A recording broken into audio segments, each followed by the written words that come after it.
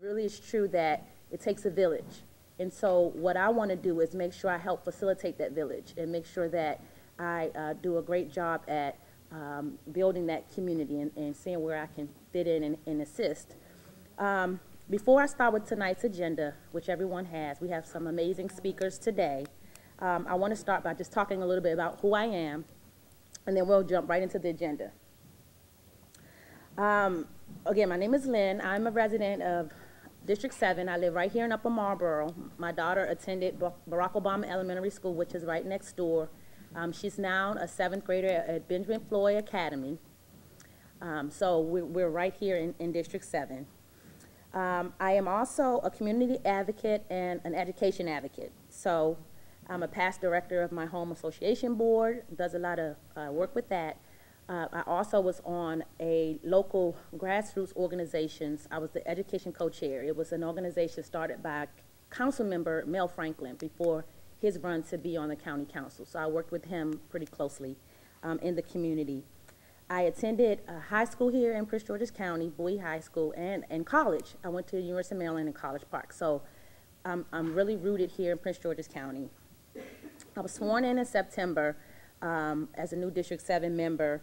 And the first thing I tasked myself with was to go into every school and get an idea of the culture of the school, talk to the leadership of the schools, talk to the principals, the students, the staff, and see what their day-to-day experiences were. The reason why that was important was because when I go back to the board with my colleagues like Ms. Boston, who's here today, thank you for supporting me, I want to be able to get an idea of what each school's culture was like, and to know how to best advocate on behalf of each individual school. District 7 is very diverse. It spans as far up here as Upper Marlboro, through Suitland, Forestville, District Heights, all the way down to Capitol Heights. Various issues, different communities, different community structures, different community issues, very settled communities compared to some of the newer communities.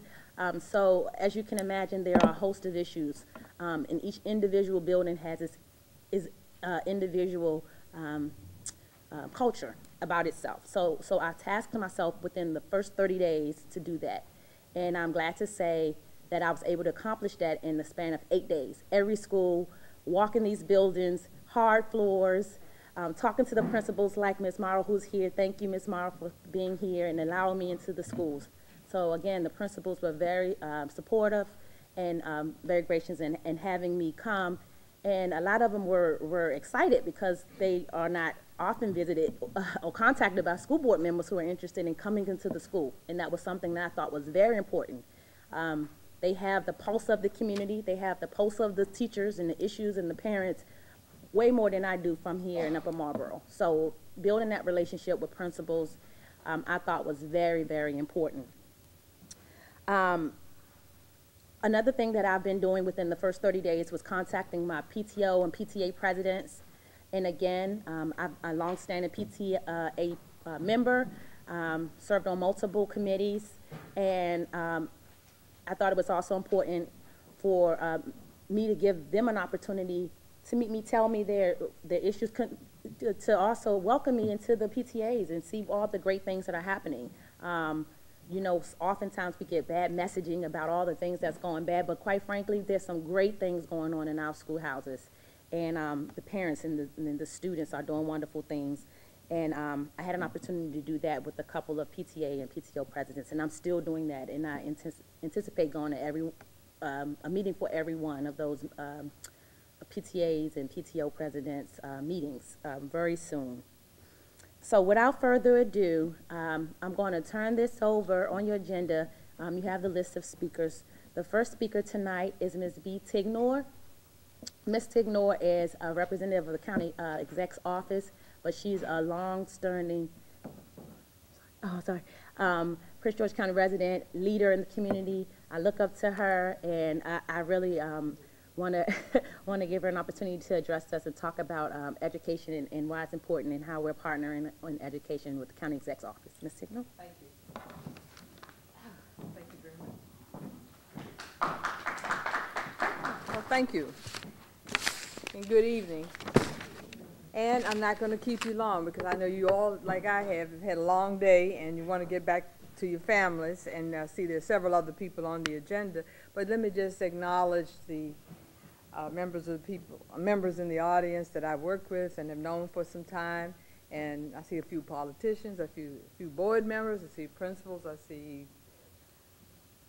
PTA council members. So let me just say thank you for coming out.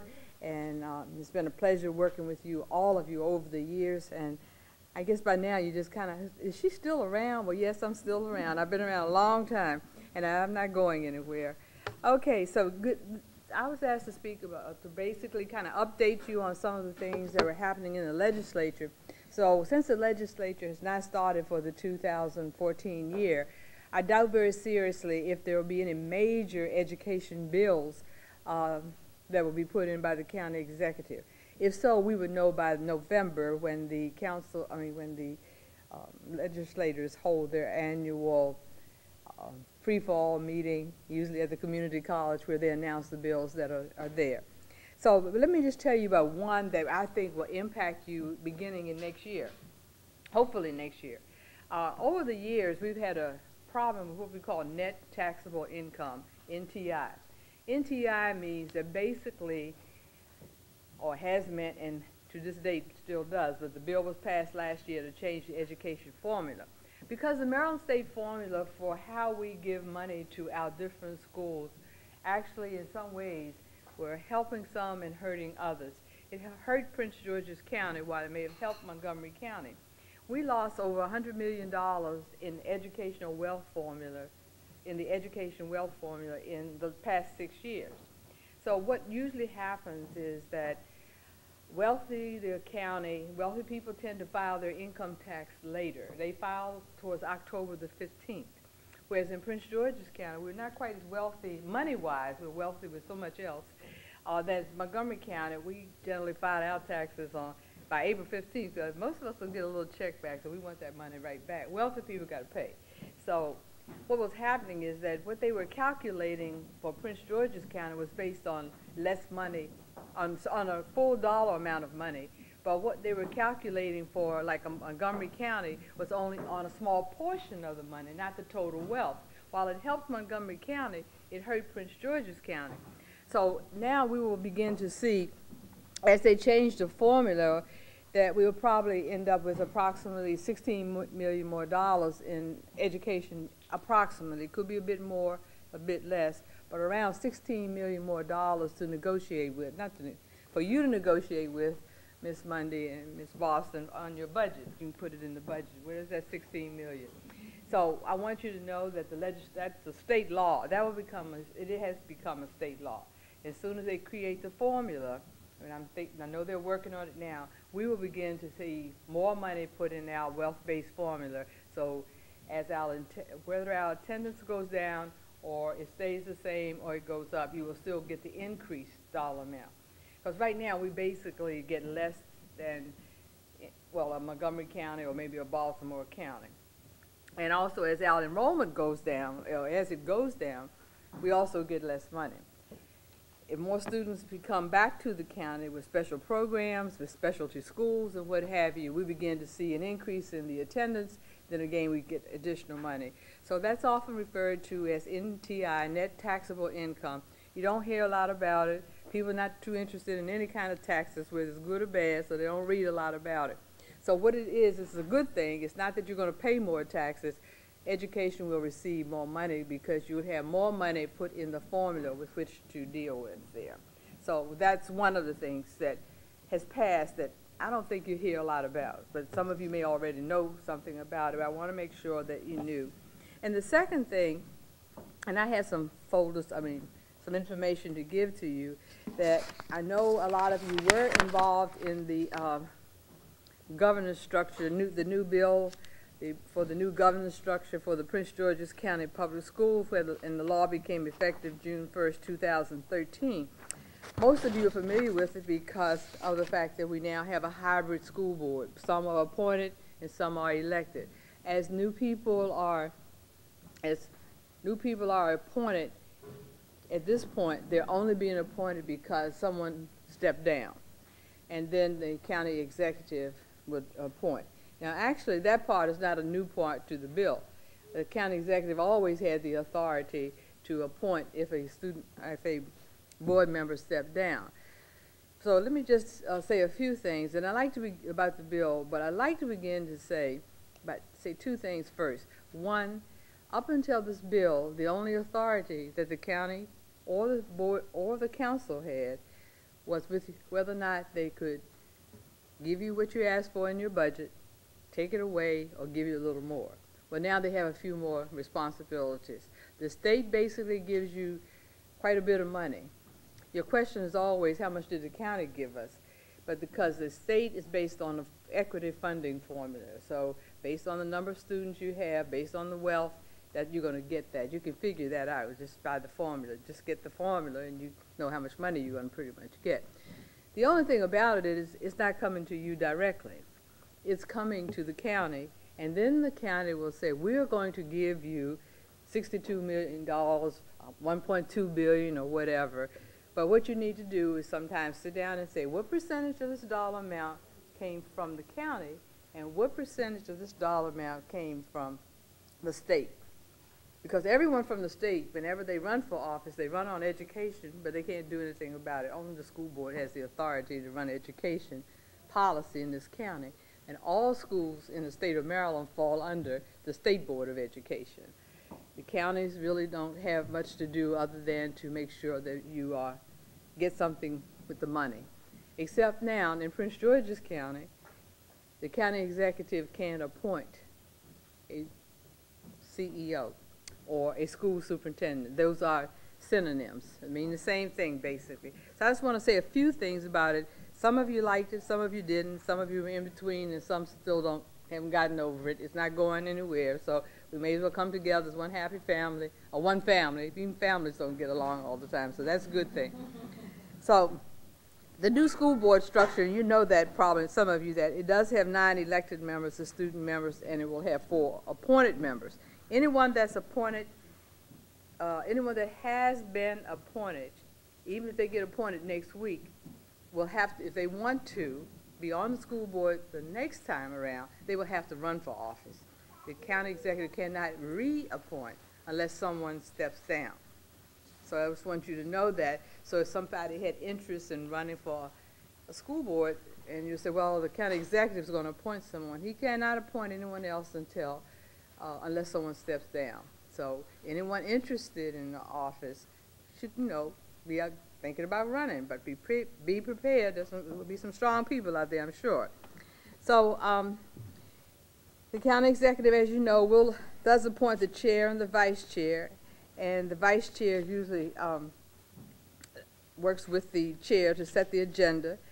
Then I just want to say a few things. Why is this structure basically, why was it done? And it basically was said it was done to improve the efficiency and effectiveness of our school system, and hopefully that it would create an environment of shared leadership as well as shared accountability from around the county there.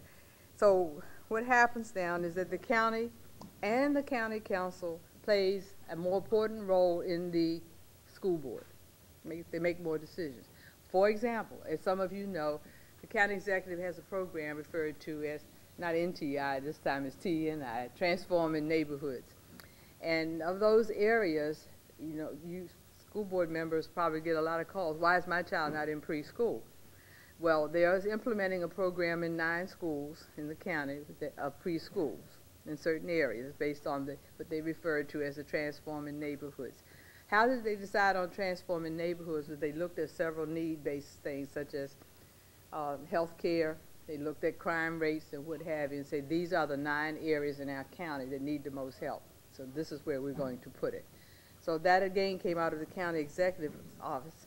Also, the county executive, I don't know if it's completed yet, will be appointing social workers to work with the school to provide wraparound services for all of our students who may need help with maybe third-party things such as Medicaid or Medicaid, and as well as other types of things as well.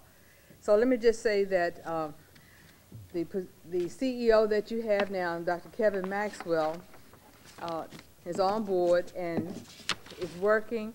And I guess one of the questions people will ask is, why do you call him a CEO rather than a superintendent? Well, they both mean the same thing, but the law uses the word CEO, Chief Executive Officer. Throughout the United States, there are lots of many school systems, whether it's New York or Cleveland,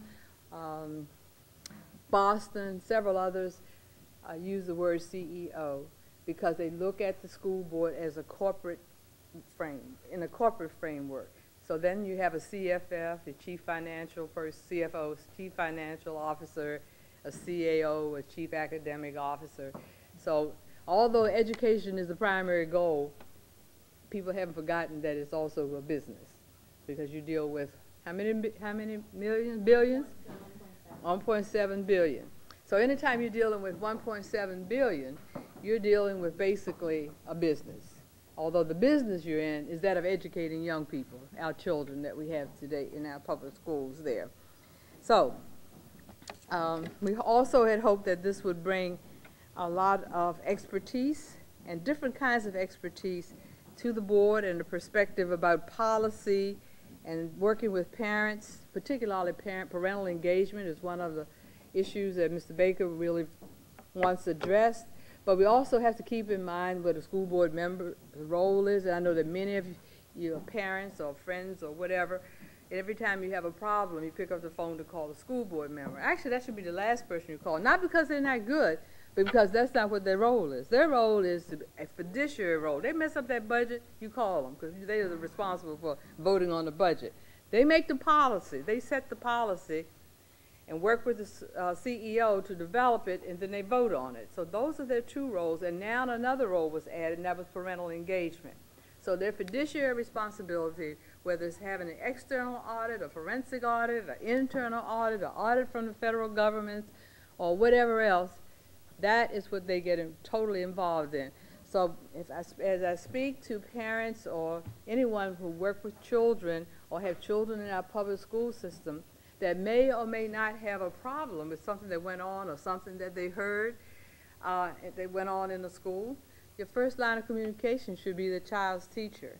And then the next should be the principal and on up, and the school board members. While I'm sure they entertain and love to have you call them, they should be your last choice because they have to start the process all over. They have to call the teacher. They have to call the principal. So if you take that into consideration, you can solve a lot of your problems without having to get too excited about it. And sometimes when you call, most of the time it's a matter of miscommunication. Well, I thought, no, that's not exactly what I said. What I meant was, and you can resolve some of those kinds of issues very, very quickly there. So I have some handouts I'm going to give you, and we believe that we are on the way to a top-tiered school system. We're very proud of the board members we have, and today I just came from a meeting where we're looking at another candidates down for the last, I believe it's District 9. So we'll, nowhere near finished, so we'll see how that turns out. Keeping in mind that everyone has to run again. There's no more appointments. It's all over until, so. I don't know if I should take questions or I should just shut up because I'm basically don't want to stay here because other people. Maybe 2 or 3 questions. If you have any questions. You may not have any. Put out a lot of different information, and it's not anything out there. Nothing. I just want we did this earlier so that everybody's on the same page. Okay. Oh, okay. Well, thank you.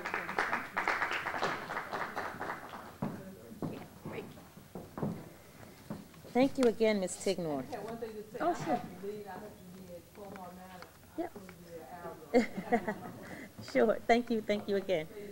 Thank you for giving us that legislative update. Sure. I just want to make 2 announcements before I introduce our next speaker. On the way here, I got some information that was not good, bad information about a fatal car accident that involved 4 students, 2 former students and 2 current students of Wise High School. They were young men, and the story's still developing. It's already been picked up in the news. The principal for Watts High School, Ms. Morrow, is here tonight. And I just wanted to give a moment of silence to the young man who lost his life, the other one who's fighting for his life, and the other two young men who were seriously injured in that horrible accident on last night. So just a moment of silence, if you will.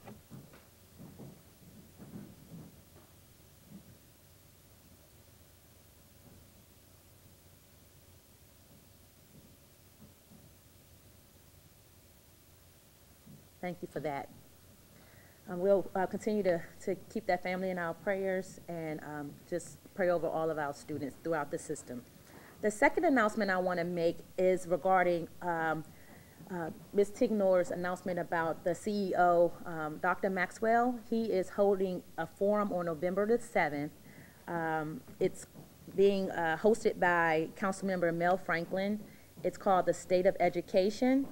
And at that forum, he'll be taking questions and answering questions of parents who may have any questions about Common Core or anything regarding his vision for Prince George's County.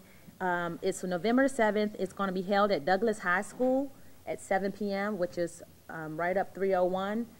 Address is 8000 Croom Road, Upper Marlboro. So please make note of that if you're interested in attending. I think they may have a list for guests, for speakers, community members who are interested in speaking. So that's on November 7th. Without further ado, I will introduce our next speaker, Mr. Ernest Moore. He'll be here tonight to give us an update, for PTA update. He's president of PTA Council. Thank you, Mr. Moore. Thank you, thank you. Thank you, board member. Thank you for inviting me. Welcome to the team. Welcome to the team. Thanks everyone for coming out tonight. I definitely do appreciate it. For those of you who don't know me, my name is Ernest Moore. I'm the president of Prince George's County PTA Council. And I'm going to give you an update on PTA, but also I'm going to give you a little history. And at the end, when we're actually doing more of a meet and greet type of thing in the back, I'll run my video. That way we'll give a little bit more time for your main guest speaker, if you don't mind. Okay, great. For those of you who don't know, actually the PTA mission is actually, the PTA is the largest and the oldest parent-child advocate organization. It has been around for years, but it's a new PTA. It's not the old cookie baking type of fundraising type of thing. When you mentioned earlier about legislation, we're on the legislation committee. If you talk anything about crime, we own the crime. We talk about T&I, well, I'm very familiar with it. So we're a lot more than what we used to be as a part of the PTA, but the mission still hasn't changed. It's always every child, one voice. And that just basically just saying that when we open our mouth in PTA, we're speaking for every child, no matter who that child is, where they come from. It's all about what's best for that individual child. Purpose, raising the standards of home life, adequate laws, protecting. These are the standard things that the PTA has been around. Most people don't know. We really don't know. PTA actually has somewhere close to 5 million individual members that goes up on the Hill and advocate for different type of legislation.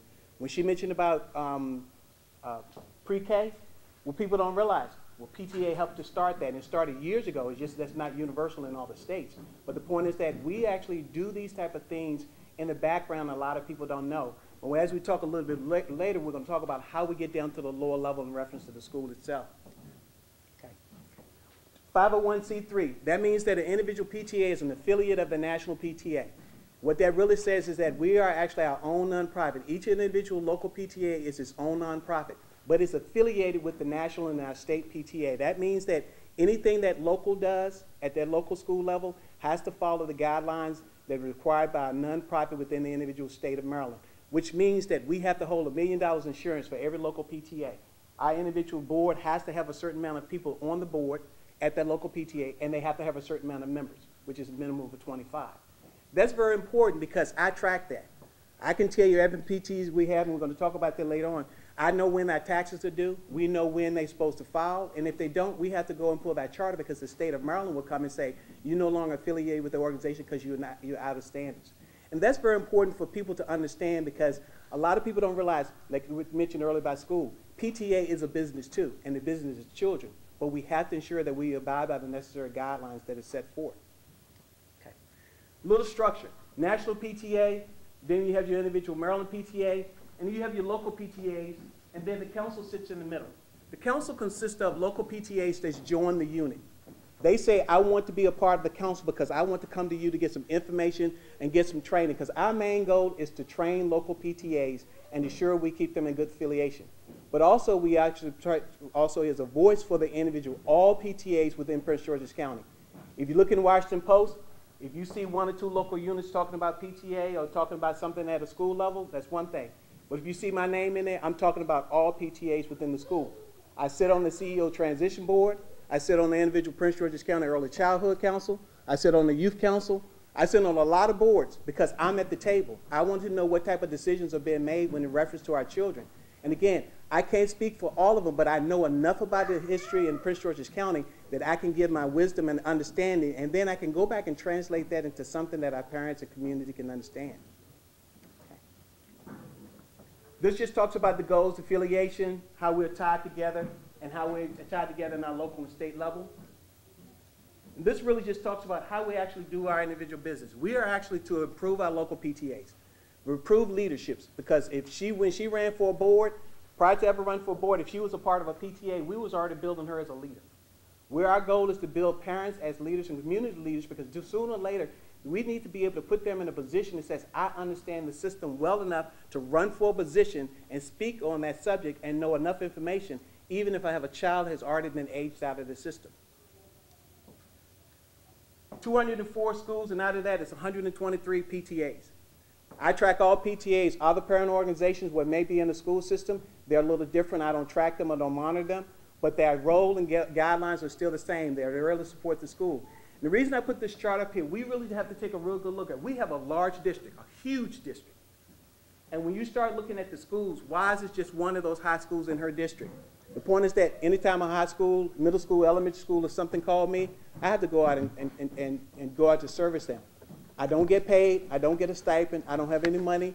And PTA dues is only $3.75, and I don't get any of it. It all goes to national state, but I do this as a volunteer because I want to give back. Demographics. It's important for us to understand we live in a very diverse community right now. Why maybe 67% African Americans, but when you talk about other members of color within the Prince George's County, PTA covers all boundaries. It's very diverse. We speak the same language. If I can't speak it, I get a translator. The reason for that, because we're all talking about the same thing. We're here in America, and we actually speak English. How would you like to go into a meeting and someone is speaking another language and you don't know how the system works? That's one of the things the PTA does, because we train all our parents the same way regardless of the language. And we don't want to just have diversity. We want to have inclusion. We want for them to participate. I do not need a Spanish PTA. I don't. I just need a PTA at every school. And if you haven't looked at it, you take a look at the Prince George's County School website under the CEO KPIs, which is our key process indicators. You see number 4, it says he wants to have a parent organization in every school by 2015. And we're halfway there. Basic statistics, we already know parents influence the individual child's destination. We already know that. When we consider the parent, anyone who has a positive impact in any child's life. We don't say biological parent, we don't say grandparents, we say parent. You could be an uncle, you could be anyone else who participates in that child's life, but we know that if you're involved in that child's life, at any level, that child's going to actually do extremely well, and that's one of the things we promote. We talk about involvement, we also talk about engagement, and a little bit different definition when I share with my parents. I say involvement. Tonight you came out, you're involved. When you leave here, you get enough information and you're going to do something about it. That means you're engaged in the process. And that's what we want to get our parents and our community leaders a lot more involved in. Okay. This is the important part I wanted to share with you. We went out last December, we went after a grant called the Urban Family Engagement Grant. This is a grant through our national PTA, which really just gives us funding to be able to do what we're already doing. The difference is that I have to do it on a small scale. I can only do it at a school local level. This grant used to be given at a state level. Now they're giving it at the council level because we're on the ground. So what this grant does is that there's 6 other cities across the whole United States that actually received this grant. It's a 2-year grant. It's $20,000. It's about $4,000 every 6 months. And what does it take care of? It takes care of anything that we call removing barriers. That includes food, childcare, transportation, or any other need a parent that says, I can't come. And when they said I can't come, I said, tell me why you can't come. They says, well, I can't come because no one there speaks Spanish or no one there speaks Latin, or no one that speaks, you know, Italian, no problem. We got somebody in the school system that speaks that. You come over and we'll train you. This right here consists of our team that actually does our training. We have 15 trainers. The reason we needed 15 trainers, and what we do is that we want to ensure that we have people who can be able to go out and train the curriculum that we have. And the curriculum is very simple when you take a look at it. It's not anything hard, but we have a very structured way on how we use that funding. Okay. The way the program is broken out, basic goals: provide parents with resources and tools to help to support the academics for their child. Number two, to empower parents and the guardians. And when I say empower, giving you tools that you don't have a problem of using. And some of these tools are very simple. The problem is that we don't show parents how to utilize them. And also do reach back into community, because a lot of times we fail to realize once your child ages out of the school system, what happens to you? A lot of us don't participate anymore. We've become grandparents, nanas, and boos, and all that stuff. We don't come back in the school system. No one can tell you anything about the school. You can say, my child went to Wise. I still have children still in the school system. When my child ages out this year, I'll still be a part of the school system because I'm going to be around for a while, as long as I live in the community. And as I tell people a long time ago, if you do not get involved in this child's life economically, they cannot contribute. They can't. They will not have an economic contribution back into society. That's why we always tell our parents, invest in your child now and also invest in when they leave. Invest in someone else's child as well. Okay? This just gives you a small schematic, and these dots all over the place. I don't know how they got shifted. But that just lets you know that those big yellow dots, which are these 6 locations, that's where we are. And these communities had to be in urban neighborhoods. They could not be in rural, and they could not be in downtown. And the reason they wanted in urban neighborhoods, because that's where some of the individual impacts are the most. We talk about Washington, D.C. Washington, D.C. has a real big population. Washington, D.C. has its own challenges. But Washington, D.C. doesn't have busing issues because they don't bus. The rural area has busing issues. The urban areas have busing issues. You get in the rural area, you get a little further out, come on, population is not there. But you on that borderline, you talking, we border Washington, D.C. They sneak across and come into Prince George's County. So when they come across, our individual schools may get overpopulated, and I'm not saying that's one of the reasons why, but the point is that this grant was designed to target rural areas, and if you see some of the dots, when you see some of these locations, you'll find out that none of them are as big as Prince George's County. They're not. Let's just tell you what its purpose is for. It's really to target the underserved and underrepresented. And underserved and represented families are families that actually are underserved, meaning that they're in our community. They're either low income or underemployed, or they're in an area that has impact, and she mentioned about T&I, for those of you familiar with that neighborhood. That means that they may have the income, but they may need a neighborhood that may not have the other resources they have, or they may have a language barrier. So this funds help to cover them, and it's free. How we do it? Those 15 people, they go out and they do training. Right now we have a training site, and our training site is Andrew Jackson. We do our training at a school. Right now we're doing it on Saturday. It actually runs from September to December, but come in January to June, I'm looking at moving it to 3 locations. One is going to be Hyattsville because it's heavy Hispanic community. Number 2, I'm looking at moving into the middle area of the county because I want to target a lot of those individual Judy centers and early childhood areas. And number 3, I want to move one of them down in the lower end of the area, or the southern part of the county, because a lot of people say the southern part of the county is the stepchild because no one ever talks about it. Well, they're wrong. That's District 9. They're part of Prince George's. These are the basic courses: parent role and responsibility, teachers conferences, structure of the school system. We talk about the new governance. We talk about that. How you be able to navigate the system. The structure of the school board. We talk about the school board members, and not only that, we have the little pictures and show them who your school board member are. We talk about the school board member, who that legislative member, who that county council, who your federal person is, who your mayor. We show them so they can put a face to that, so when they're in the community, they see somebody, they're going to know. Because if they go over into District Heights, they know Jamal Miller. They know that he's over there. He's a member over there. Hey, Jamal. Engaging father figures, very important. The reason for that, because a lot of times we do not give our fathers the individual responsibilities to get into the household or get into the school system. They said fathers here, we're saying males. The reason said because all males are not fathers. We need to engage them a lot more. You go to a PTA meeting, or you look in this room right now, 90% of it, well, right now it's about equal. I'm looking. It's about equal. Normally it's mostly women.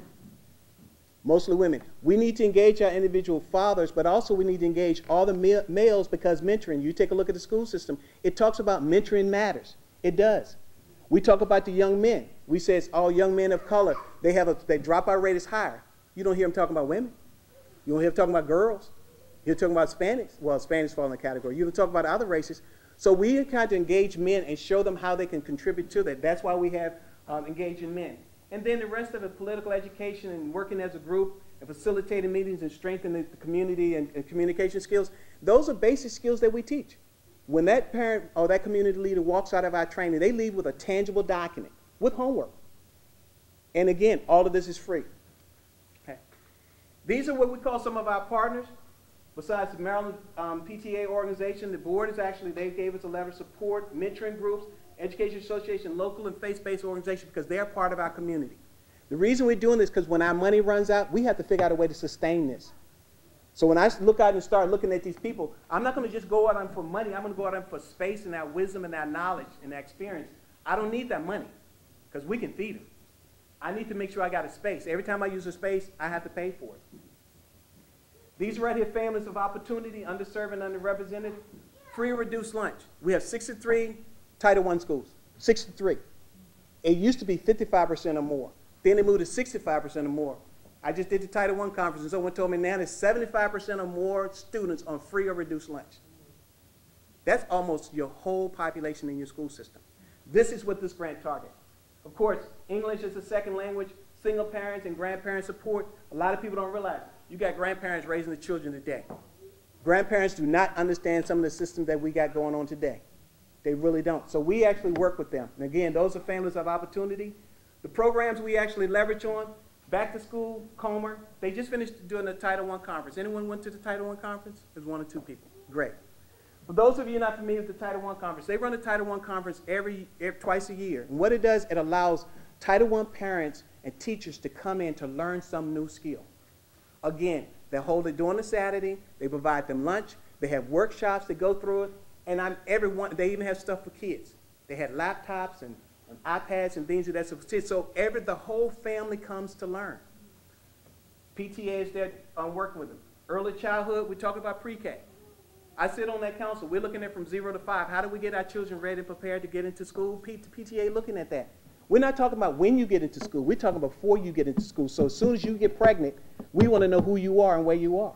Because we need to educate you to make sure that you get the right nourishments and things that you need prior to getting that child into school. So these are opportunities that programs we look at. Male programs and, of course, parent-student programs. And those parent-student programs, they can be real interesting because at the high school level, that's what they do. If you go to high school, your parents are involved in band, football, cheerleading.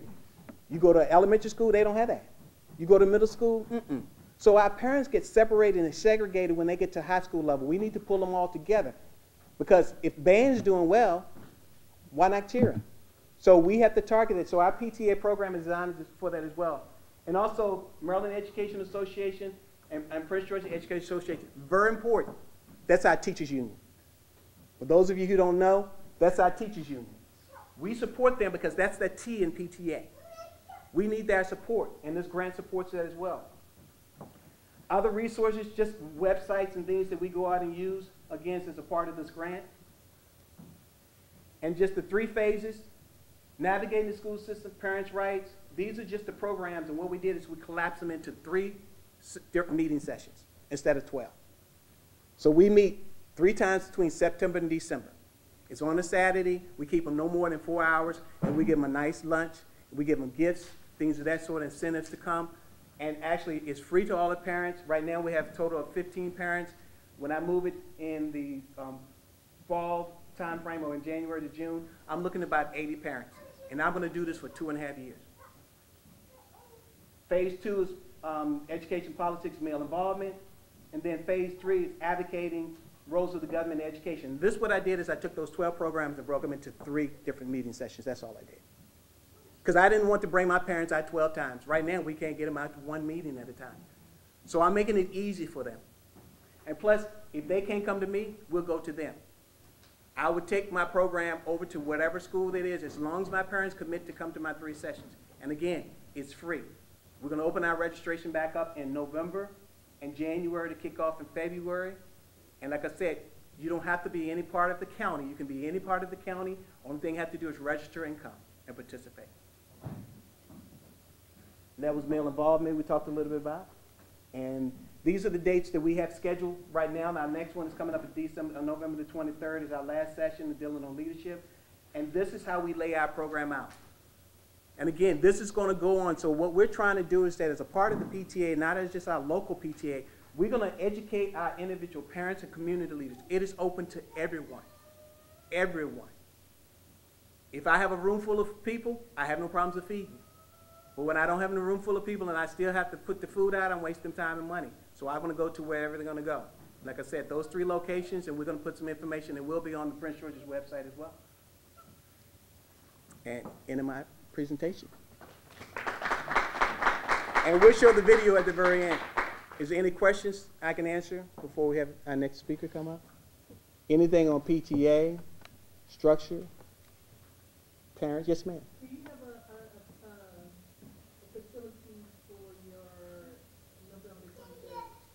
Yes, actually, when we initially put this together as a part of our grant, we had to do what we call resource mapping.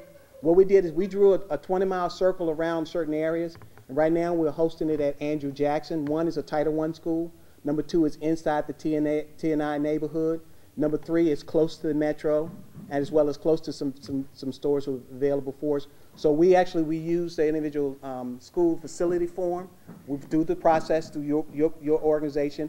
You all sign off on it. We pay for the services. And again, we have no problems paying for the service because we do have the money. So right now, Andrew Jackson will be our last site.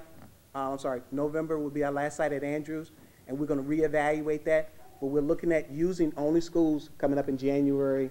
But if you have some suggestions, let me know. We'll definitely look at those. And what's the time frame? Time frame for? The time. This right here for Andrews, actually, it runs from 10 to 1 on Saturdays.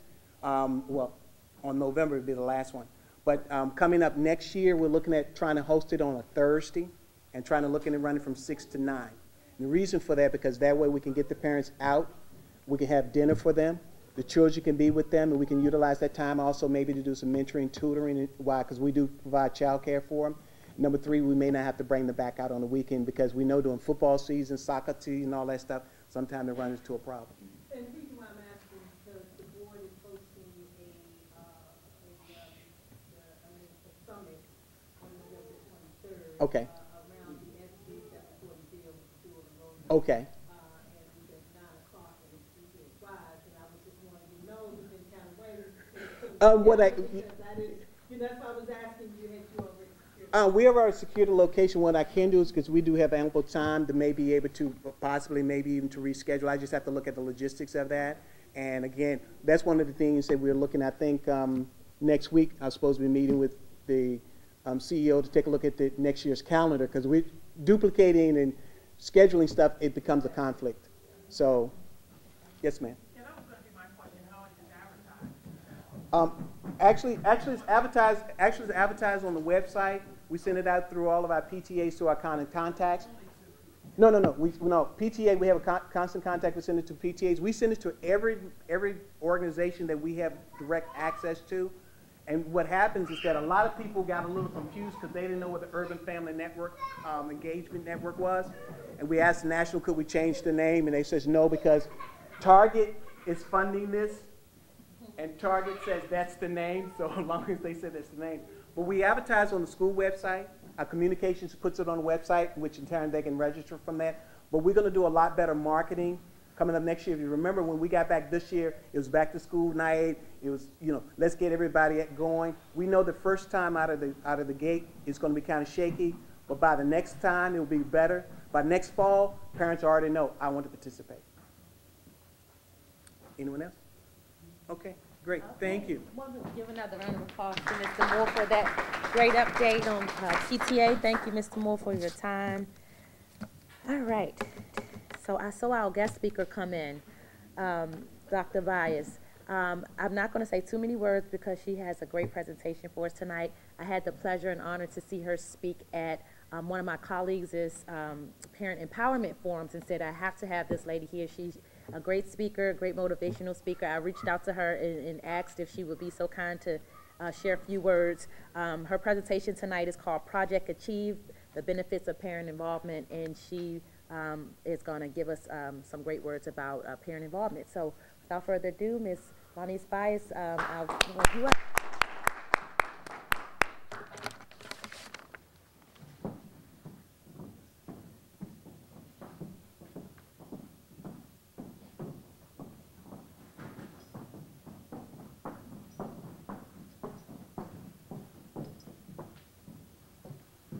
Good evening. Good evening. Good evening. It is indeed an honor and a privilege to be here and to have an opportunity to share in this historical event. I call it historical because throughout the United States of America, these types of meetings are going on right now. And I'm thoroughly excited about the information that Mr. Moore gave. I am just thrilled because we have stepped our game up in the PTA to meet the needs of the community. And so many times as we look at community and we look at so many things going on, there is a sense of hopelessness, but hope is extinct. And just to see so many beautiful faces out here this evening, I thank the Honorable Ms. J.Mundey for extending an invitation to me to be here today. It's been a difficult week, a very difficult week, because we have had 4 deaths surprisingly in our family and around our family in 1 week. And the latest one was this morning. My godson had transitioned, and then when I heard about the babies yesterday at Forestville, it just kind of, that were killed in the, baby that was killed in the accident, it just kind of threw me. But many of you may or may not know, I'm the mother of Len Bias that died some 27 years ago, 4 days after being drafted by the Boston Celtics. And 4 years after his death, my second son, Jay, was violently murdered. And I've used the deaths of these 2 young men as an opportunity to travel throughout the nation, encouraging both young people and adults alike. And it's a very exciting time. I can remember when we went through the whole issue of Len's death, how devastating and how hard it was. But here we are today. A mission was birthed out of both of the tragic events that I and my family have had to deal with. And today, I just wanted to give you a brief introduction of who I am, who my sons were, if you don't remember, and the work that I do through the DVD that we're about to show. Hopefully it'll be okay. It's about 4.5 minutes.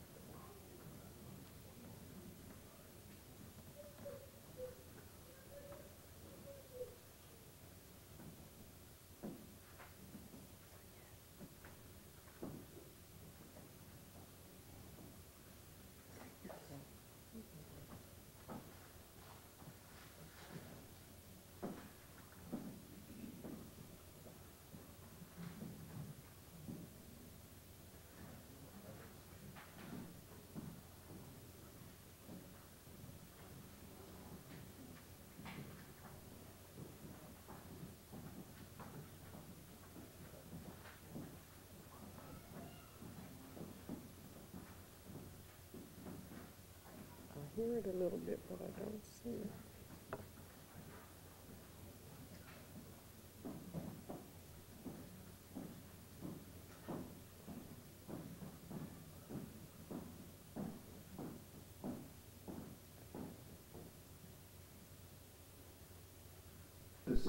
Tomorrow's miracles.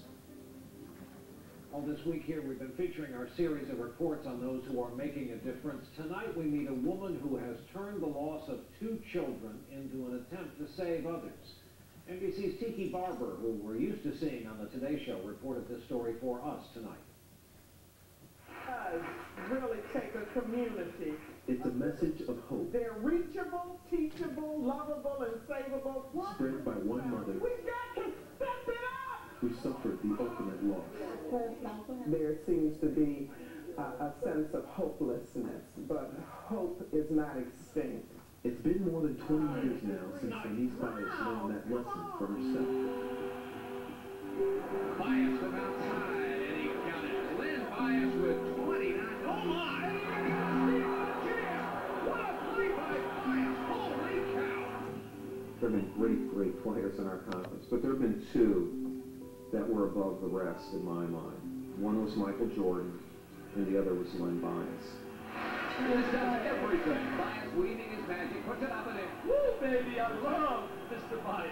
I think his game was even better suited for the NBA with the transition game and a 24-second clock and up and down the floor where he would have been the star. If any moment in sports celebrates potential and announces promise, it's the moment your name is called. The Boston Celtics select Len Bias of the University of Maryland. There's no question that this kid had the heart and the talent to do something. And that probably made it worst of all, because he's there, everything he dreamed up, and all of a sudden, boom. Within 48 hours, Len was dead from a cocaine overdose. Started out as substance abuse, but unfortunately tragedy kept following you. That's right. 4 years later, your son Jay was murdered. Yes. 2 sons lost in 4 years. One to drugs, the other to gun violence.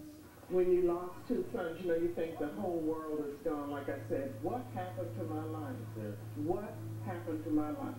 But from her grief grew a strength and a calling. Lenise gave up her job as a banker to dedicate her life to working with young people. She uses her personal story to talk to kids and parents about everything from drugs to self-esteem to peer pressure. She's able to transcend struggles and to say, I'm going to get back. I believe in you. This is a group of young men going through a substance abuse program in Youngstown, Ohio. The temptation.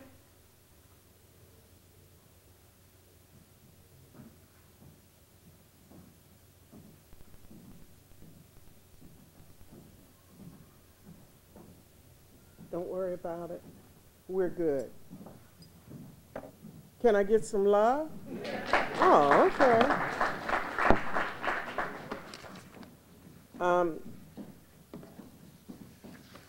You only missed about another minute or so, and it was just closing out. But as I have told so many people as I have traveled, and I think back to 1986 and all that we had to do and to be able to be here today.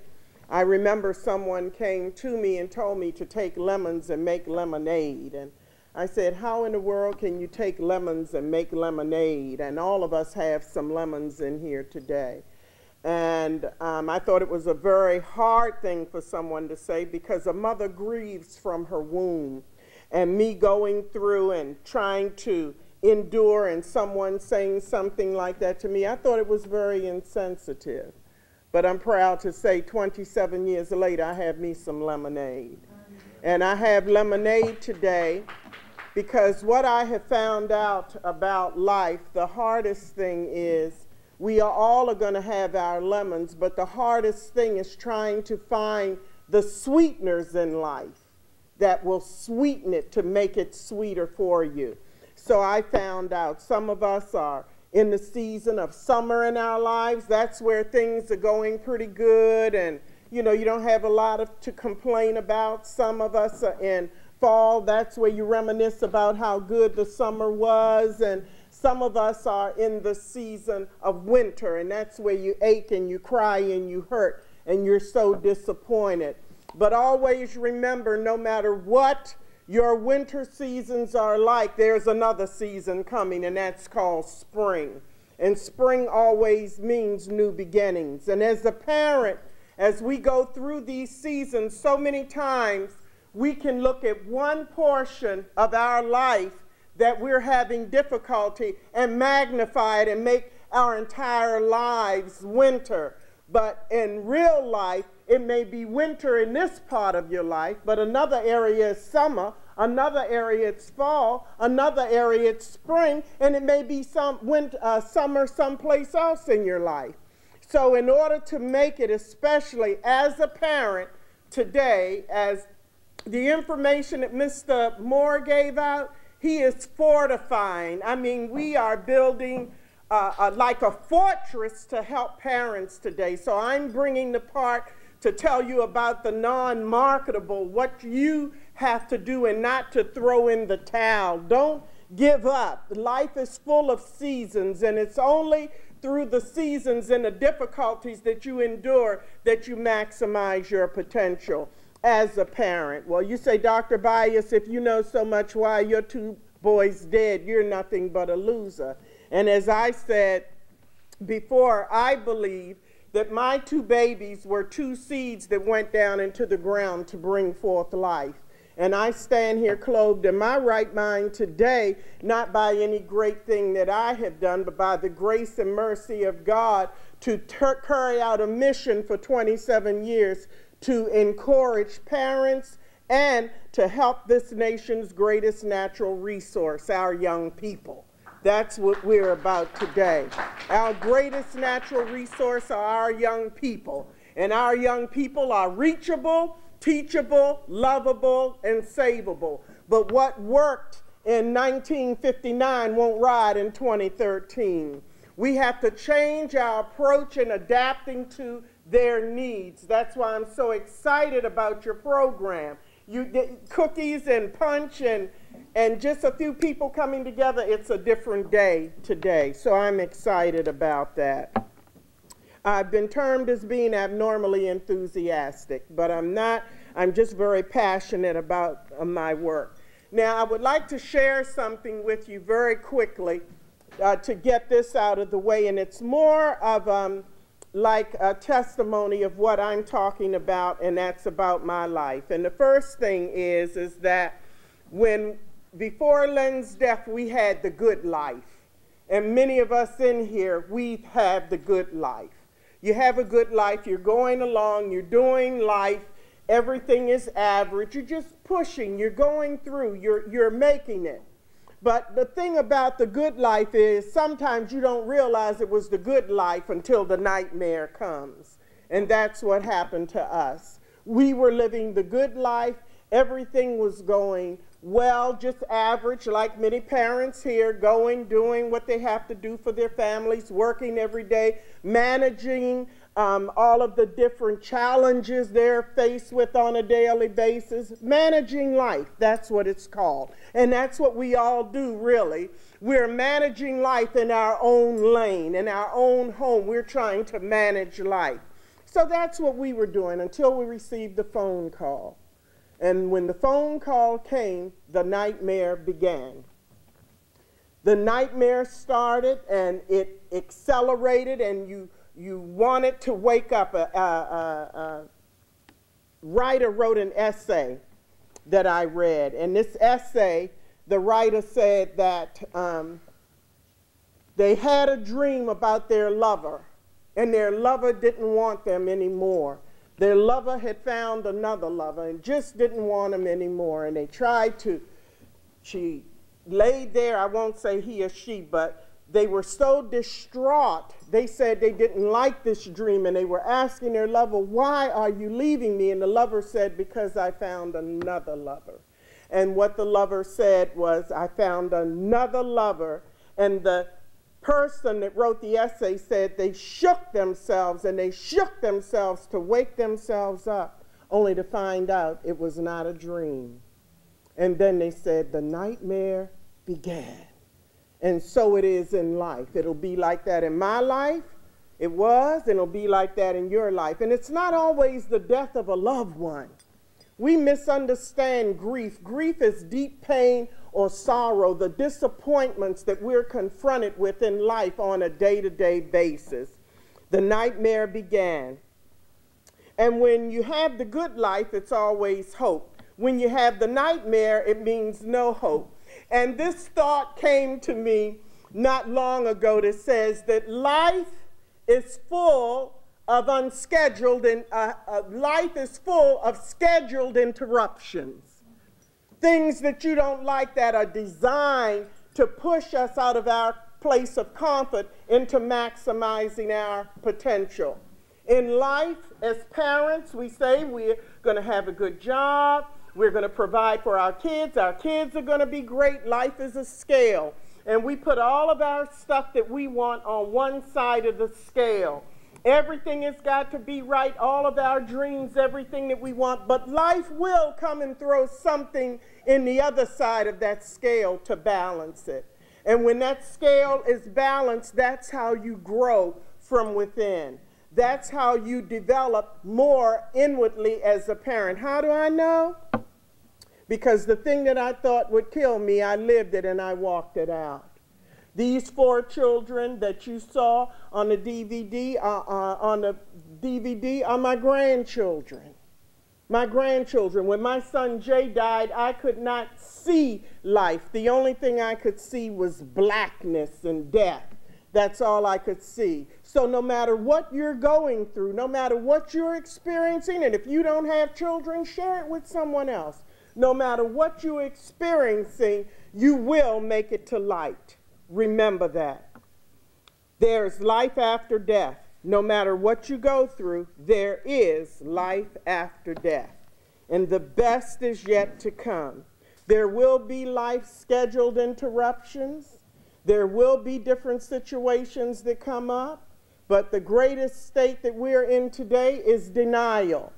People like to hear pretty cute, sweet messages, but let me tell you, there's a storm coming that's going to rattle and wake people up where you won't have room enough to put parents in. You won't have room enough. Your spaces are going to expand for the people that you need. So my presentation this evening, very short, is this. You can do this. It's very simple. You can do this. Our youth are reachable, teachable, lovable, and savable. But what kept them, as I said before, in 1959 won't keep them today.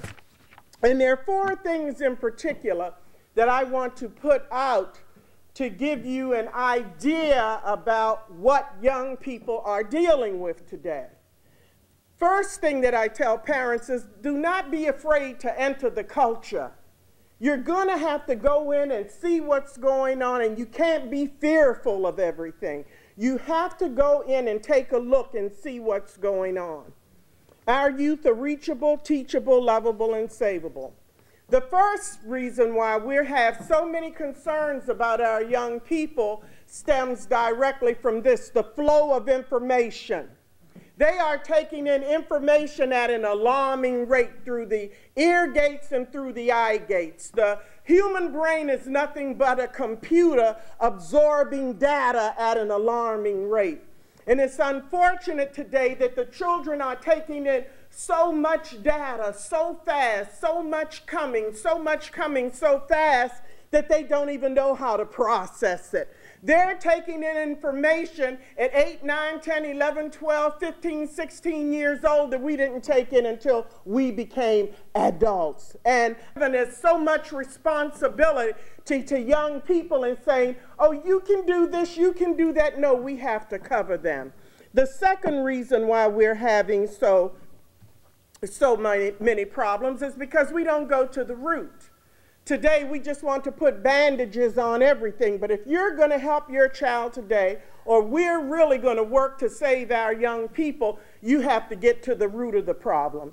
I remember my husband cutting a tree down in our yard, and my neighbor cut his tree down, but I noticed my neighbor's tree began to sprout branches, began to grow, began to grow again, and I couldn't figure out why his tree grew and my husband's didn't. And it was because my husband got to the roots. And whenever you want to get to the root of something, you've got to do hard work. It can't be follow the yellow brick road trying to find the easy way out. Today, parenting calls for sweatbands, gloves, shoes, socks, no-name sneakers and jeans, and being ready to fight to save this nation's greatest natural resource, our young people.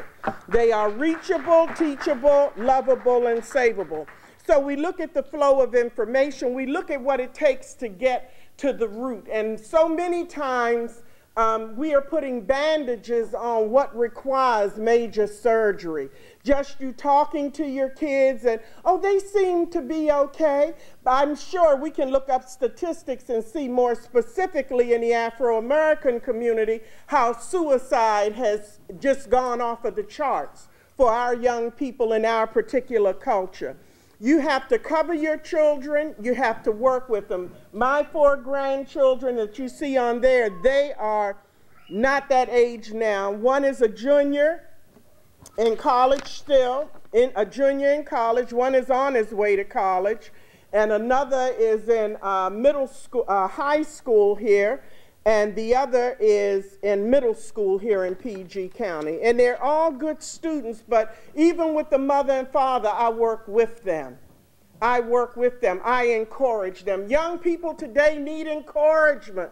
The greatest conversation that so many parents have today with their children is, did you do?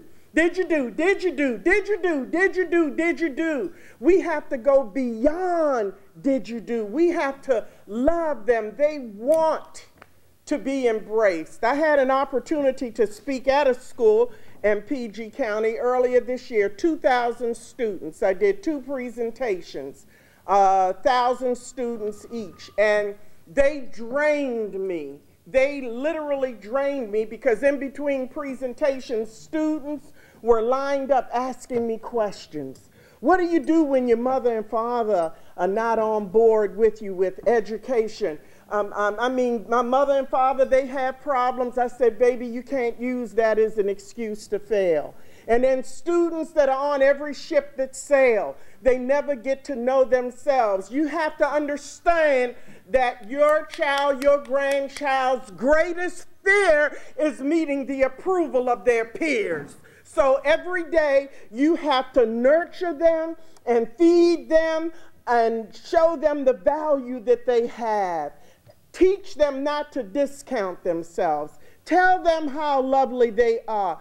The imagery has been done where it can, the brain can be, a picture can be taken of the brain when there's negative thinking. And it shows a dark image. And the only thing that pushes that negative imagery back is positive information, life-giving information. So as I said before, the way our parents raised us is not going to ride for these kids today, for whom much is given, much is required, and the best is yet to come. So I spoke to these kids, and they were just overwhelmed. I went to a college campus the other week, and 400 students there. These are young adults, but talking to them about real life and what they're dealing with.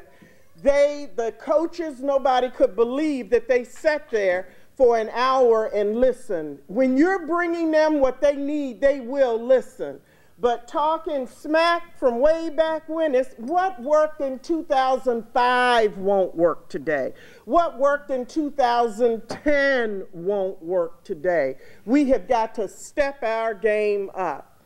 And finally, it's 4 things. Finally, the 5 things, the disassembling of the old way. Now, when we want to change kids, we have to understand that somebody there watching you. Good advice with poor example is very confusing. When you're giving good advice and you're living another way, they are looking at you and saying, is she qualified to tell me what to do? So we as parents, we have to disassemble our old ways and stand up for what we believe in and walk out what we're trying to get the kids to live. And then finally, I wanted to talk about unconditional caring, and that we're in a state of emergency, and each one of our homes should become social emergency rooms, where we as the parent or the adult will welcome young people in for a place to come in and be comforted, a place where they feel safe today. Oh, if I just had the time. Understanding that it is important to know that somebody's child is on somebody's hit list.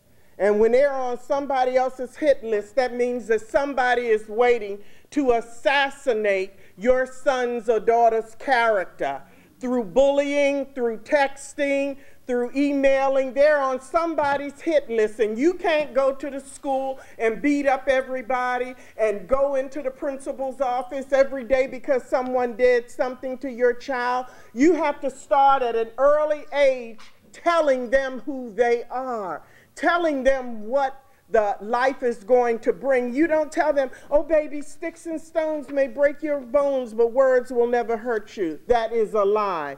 The words today cause kids to jump off of buildings. The baby that killed herself a couple of weeks ago. These words hurt. So parents have got to get busy and work harder in covering and managing their children. So this brings me to my final remark that I wanted to make tonight. And that is in reference to understanding the stages of adolescent development. There's a lot more to this. Out of my business, B Speaks International, we're a life investment company.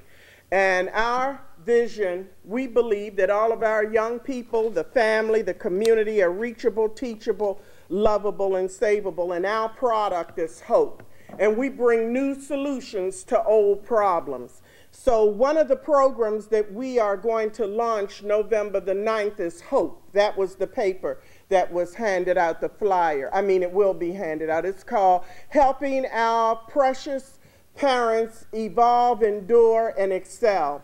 And I told my grandson, who's 21 years old, we were in between basketball games or something. I don't know what we were doing. And I was saying, you know, I'm going to give a parenting conference, and it's going to be about hope. And just like that, he said, Nana, make it helping our parents helping our parents evolve, endure, and excel. Just like that. Just like that. Now, his mother was standing there. Was she a little offended? I think she was, because we all think that we are on top of our game with our children. You know what I mean? But this is what he said. Our second program that we're launching is RODS, Raising Our Daughters and Sons. As I said before, as Mr. Moore said, it takes a village to raise children today. And when I spoke to a group of mothers last Thursday, and I was telling them, raising children is hard, but don't put a barrier up for the elders and the people that are trying to tell you how to make it. Don't say, get out of my face, stay out of my business. I don't need you to tell me about my kids. We are the elders. We don't have it all together, but we've already been where you're going. And one thing I have learned in life, principles do not change. The principles do not change. If you go out here and you run a stoplight or a stop sign and a law enforcement officer sees you, he's going to give you a ticket. That's whether it happened 20 years ago, it was the same principle, and it's the same principle today. You don't pay your taxes, you don't do the things that need to be done. These are principles in the earth that will not change. We must change. So understanding the stages of adolescent development, we have talked about it in such a negative way that we almost give life to it. You know, we give life to it as something negative. Oh, you know, they're under that peer pressure. They're under this, they're under that. The father that had his little ones here, and one of them was running, one of the toddlers, and the father would say, stop, come back, and he would run the harder. You have to understand that the human brain is constantly developing.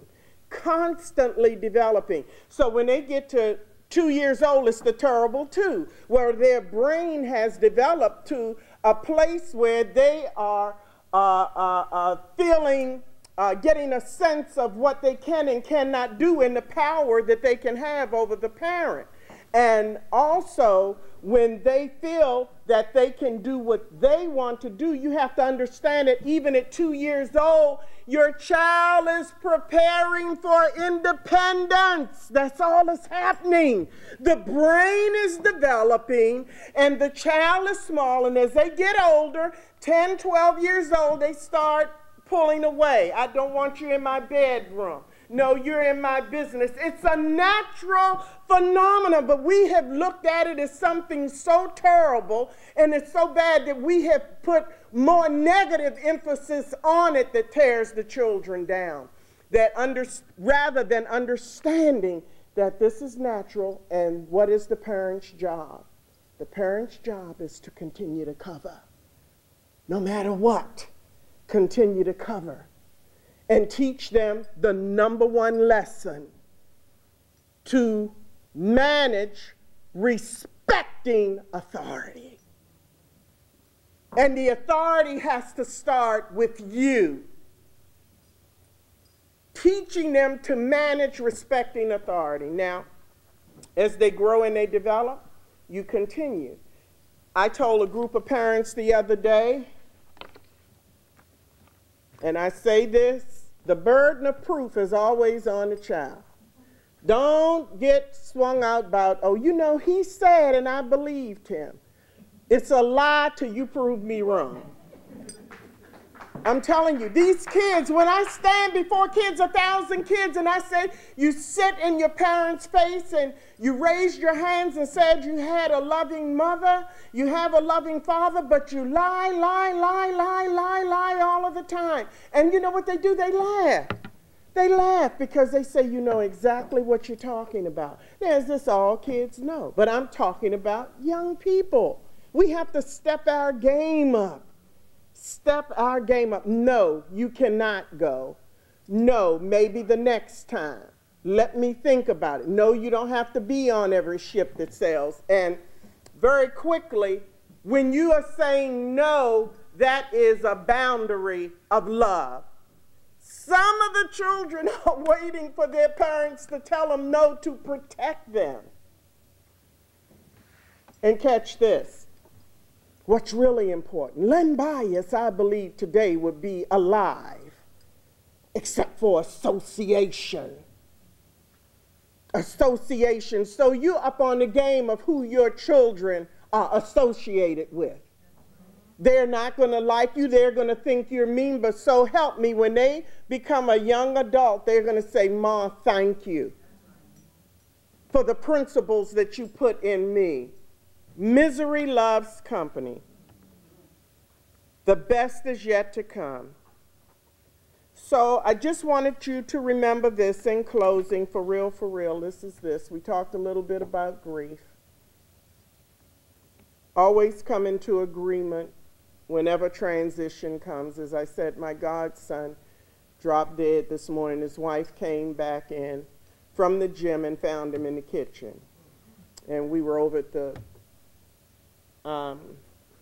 hospital earlier today. And many of you may or may not know, Sheila Stewart, that died last week, is one of my best girlfriends. She called me her mother, one of my best girlfriends. So this is what I have to say. Come into agreement when transition comes. Come into agreement. You find people always saying, why my child, why? And I'm sure the parent who lost their baby yesterday is saying, why my baby and not the other three? That's real life. The second point that I wanted to make to you is come into agreement that everybody has a reservation at some cemetery or crematory without cancellation. The second thing is, did you say goodbye? You may have left your house or saw your loved ones. Did you say goodbye? Did you say goodbye? And we said goodbye to my godson on his 40th birthday and the day he got married in June. That was his goodbye celebration. Sheila's goodbye celebration was at her 25th anniversary of being in radio and TV out at Newton White Mansion. We didn't know we were saying goodbye. So pay attention and listen carefully. And understand with your loved ones that love that you had for that loved one does not go in the ground. Someone above ground needs that love. The best is yet to come. Our young people are reachable, teachable, lovable, and savable. You can do this. Don't throw in the towel. What is throw in the towel? Throw in the towel is a boxing term where two fighters are in the ring boxing, and one is getting the best of the other, and his corner says he can't take another lick. And he takes the towel and he throws it in the middle of the ring and says, stop the fight, he can't take any more. But we can do this. This is done, we can do this, and we're not throwing in the towel. The man in the glass. When you get what you want in your struggle for self, and the world makes you king for a day, just go to the mirror and look at yourself and see what that man has to say. For it isn't your mother, your brother, or wife whose judgment upon you must pass. The fellow whose verdict counts most in your life is the one staring back from the glass. Some people might call you a straight shooting chum and call you a wonderful guy, but the man in the glass says you're only a bum if you can't look him straight in the eye. For he's the fella to please, never mind all of the rest, and he'll be with you clear up to the end. And you've passed your most dangerous and difficult test if the man in the glass is your friend. You may fool the whole world down a pathway of years and get pats on your back as you pass, but our final reward shall be heartaches and tears if we cheat the man in the glass. We're the man in the mirror. Where we're coming from is not important. Where are we going? The best is yet to come. And know this, that I've learned in 27 years. There are no perfect moms, no perfect dads, no perfect children, no perfect families anywhere in the United States or America or the world. Now, the Joneses may look like they have it all together. You go down there, they jacked up too. And their problems are a little bit worse than yours. Just manage your family. Use wisdom. Get a strong support system. Come out and get this information. It's more information that we need. What worked in 1959 will not ride today. May God bless you all, and thank you for coming out.